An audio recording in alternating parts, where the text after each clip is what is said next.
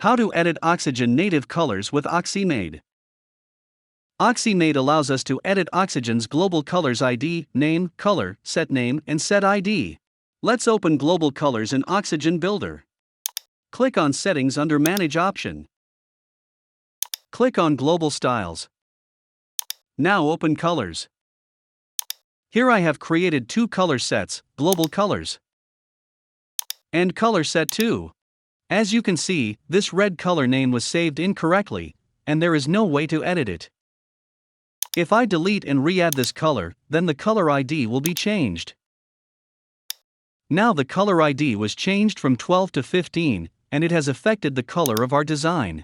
Because color ID 12 is missing, this background color is not selected. And in Oxygen Builder, there is no option to change a set name or to move colors from one set to another. As a solution, OxyMade provided an extremely helpful tool. Let's close this window and open the OxyMade plugin dashboard. Now click on Modify Oxygen Native Colors button. Before editing these colors, we should take a backup by clicking the Backup button. We have successfully taken a backup and can restore or delete it at any time.